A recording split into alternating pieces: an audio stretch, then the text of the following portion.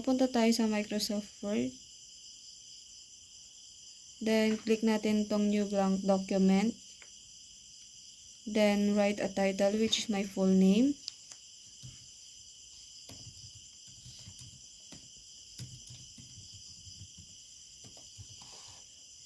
Then, next, Ctrl A to select the title.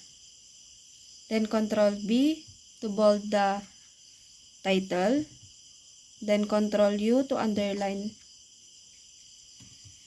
Then, Ctrl E to center.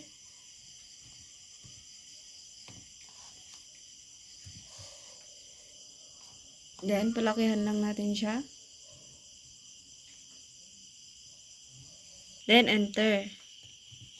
Then, Ctrl E para bumalik lang sa may alignment. Then, paliitan lang natin siya. Then, gawa tayo ng short introduction.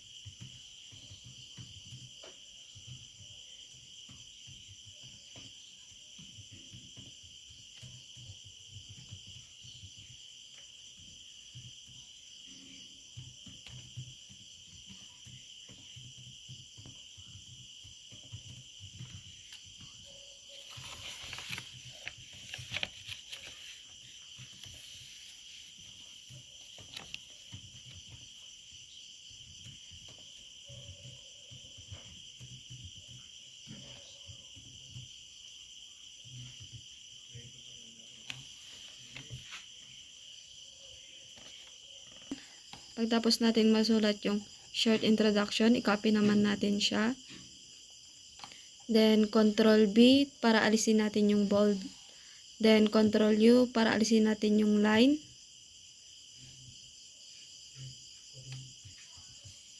Then, punta naman tayo sa may first sentence. Then, punta tayo sa font. Then, tingin lang tayo then, palakihan lang natin siya ng konti. Then, Ctrl L to left alignment. Then, sa second sentence naman. Then, punta ulit tayo sa my font. Pili ulit tayo. Then, palakihan lang natin siya ng konti. Then, Ctrl R to alignment. Then, punta tayo sa third sentence. Then, punta ulit tayo sa font. Then, palakihan lang natin siya ng konti. Then, Ctrl E to center. Then, Ctrl I to italize.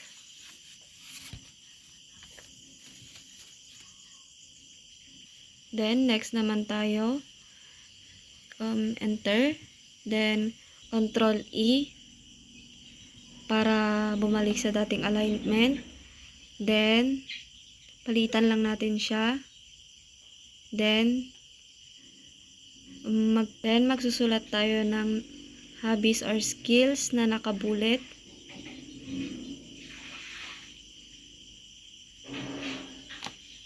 Then, punta tayo sa may taas, sa may arrow. Then, click. Then, pili lang tayo kung ano yung gusto nating bullets. Then, write hobbies or skills.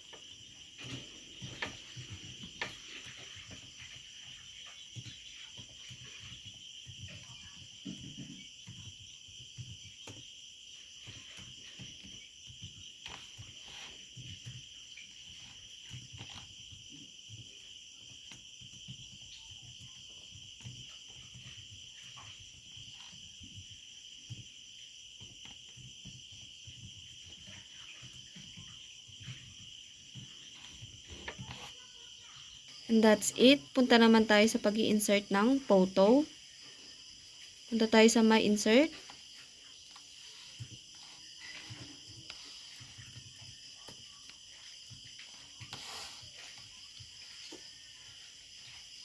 Sa picture, punta tayo. Then, this device.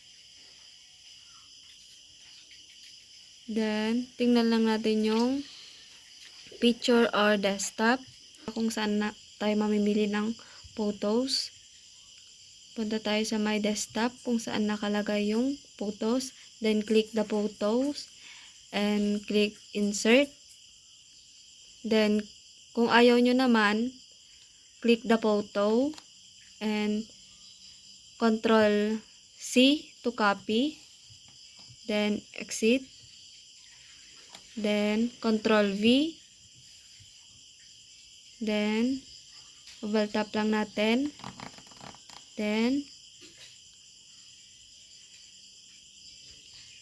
right click. Then, punta tayo sa My Wrap Text. Then, pilitan natin yung square. Then, adjust lang natin siya.